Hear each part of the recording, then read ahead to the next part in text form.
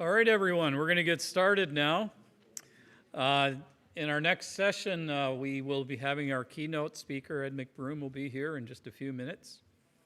But to start off this session, we lost two very important people to the not only this seminar itself in Northern history, and that is Marion Sonderegger and Miriam Hilton. Russ Magnaghi would like to read a tribute to both of them and the importance they played in not only the formation of this event, but also in our knowledge of the history of Northern and Northern history in general. So, Russ, I'll turn it over to you.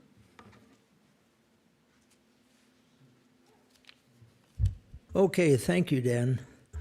Before I get started, I would like to have the Catherine and John Sonderegger, the son and daughter of Miriam, stand and give an acknowledgement.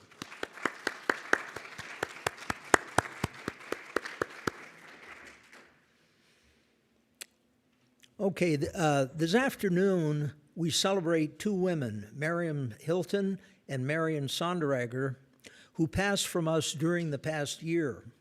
I had the honor and privilege to know and work with them, to conduct oral interviews with them, and today to be invited by Director Dan Truckee to celebrate their extraordinary lives that did so much to preserve our local heritage. Miriam Hilton was born on December 19th, 1924, in Kermanshah, Iran, to Presbyterian missionaries who operated a school there for non-Muslim people like Arabs, Armenians, Europeans, and Americans that were living in Iran at the time. She grew up in Iran, where she learned to appreciate and enjoy foreign culture and way of life.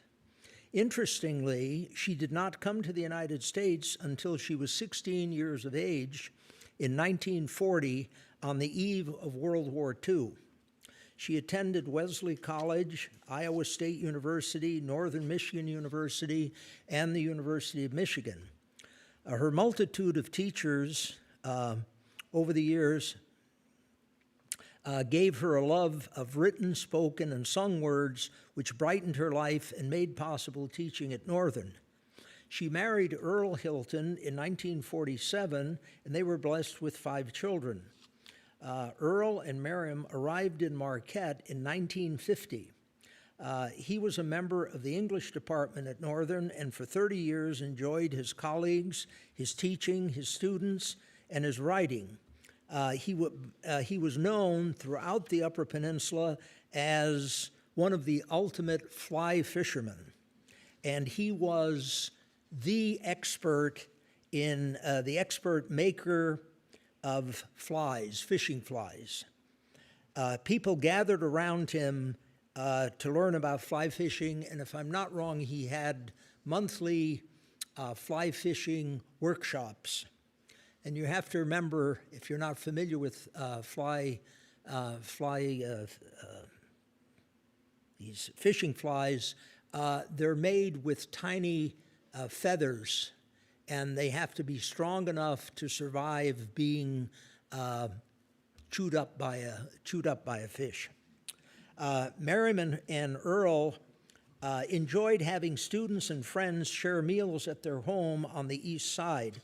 Students came from China, India, Japan, Kenya, Nepal, Korea, the Netherlands, Sri Lanka, and Tennessee. She was able to stay in her home many years beyond the time possible because she invited foreign students to share her dwelling free of charge and in return to oversee her life. In the community, Miriam enjoyed the friends who worked with her in the Girl Scouts, Northern Michigan University Women, American Association of University Women, Marquette General Hospital Volunteers, Marquette Coalition for Emergency Services, Tuesday Group of Friends, and the Marquette Senior Day Care Center, where she was a volunteer director for 20 years. She was a member of the First Presbyterian Church and worked with pastors, choir directors, fellow elders, deacons, Stephen Ministers, Rebecca Circle Sisters, and Kitchen Friends. In the early 1970s, President John Jamrich sought an author to write a history of the institution. When he was unable to find a member of the history department to accomplish the task, I was a young whippersnapper who had just arrived and knew little about local history in the university, so I was not part of that. He sought Miriam's authorship. As she recounted several years later, she had literally nothing or very little to work with. It must be remembered that the Central Upper Peninsula and university archives on campus did not exist, and she was on her own.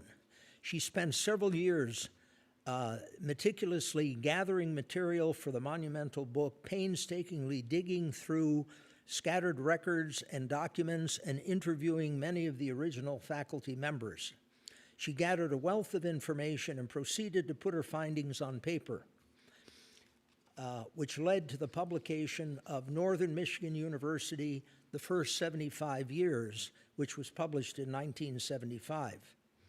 At 104 plus years, former President John Jamrich, now residing in Savannah, Georgia, sends his greetings on this occasion and dearly remembers the accomplishments of Miriam.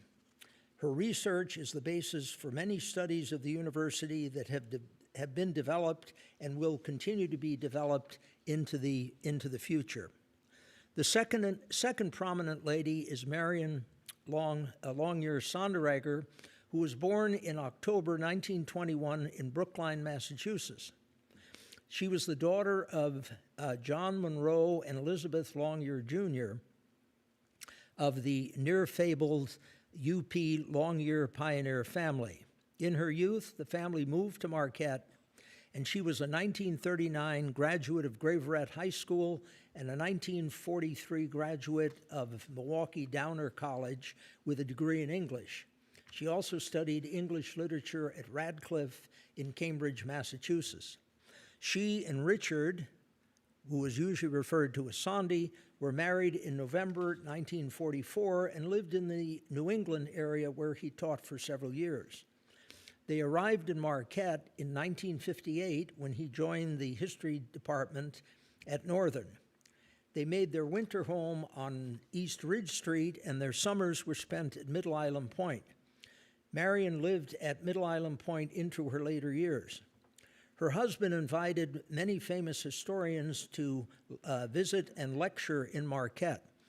One of the most prominent was maritime historian Samuel Eliot Morrison, who visited in 1962, and as she said, and now he was a famous writer of maritime history, and she said that he thought, he was standing at Middle Island Point, and he thought that Lake Superior was truly an inland sea, much to her surprise, given his maritime experiences.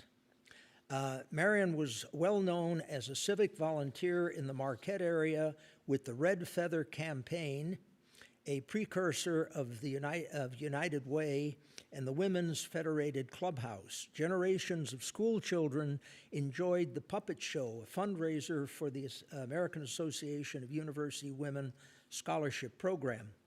Marion was very active in the community concert and community theater programs in the 1950s and 60s. Marion was a longtime member of the Marquette Area School Board, including serving as board president. She was a session elder, deaconess, and choir member of the First Presbyterian Church in Marquette.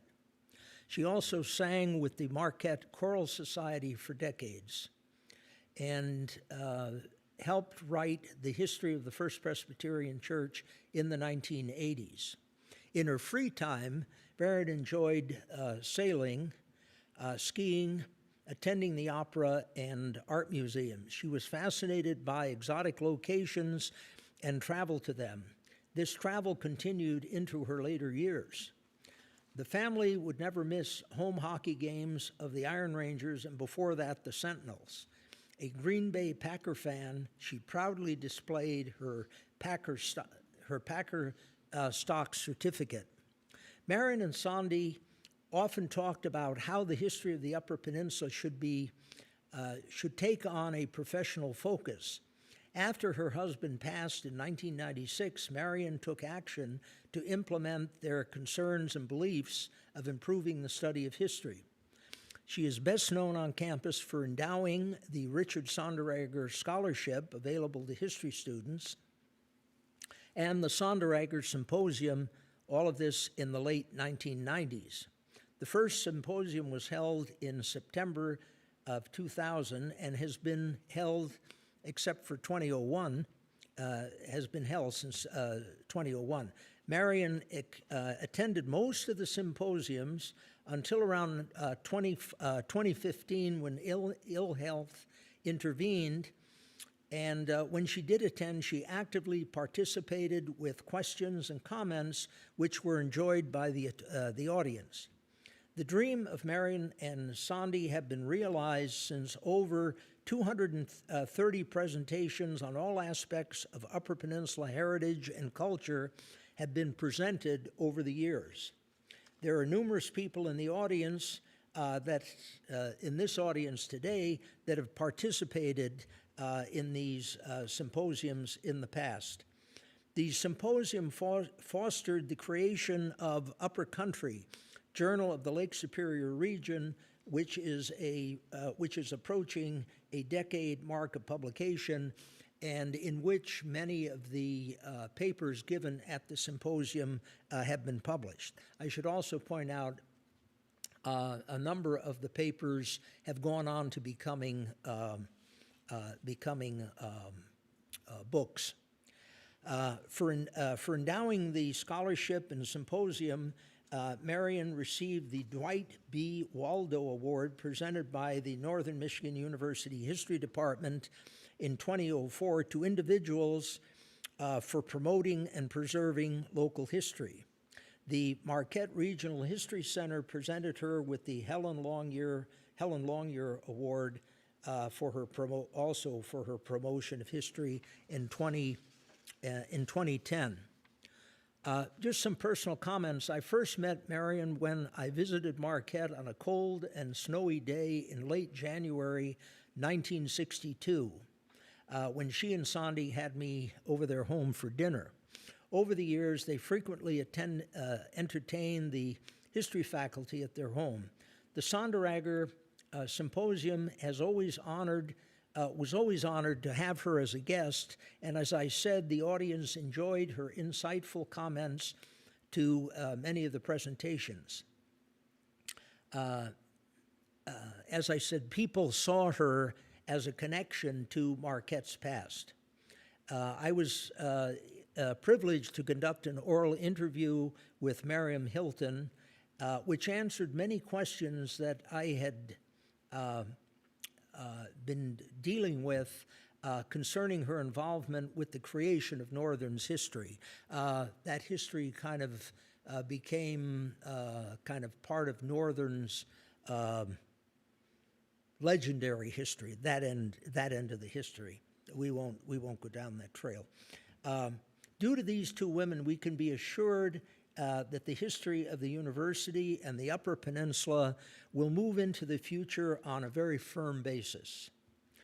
And in conclusion, I would just point out that this afternoon, Miriam Hilton's memorial service at the First Presbyterian Church will be held, I think, at 4 o'clock. At 4 o'clock, so you're all welcome to attend that. And Marion Sonderegger passed away in May of this year. So that's my presentation. Thank you.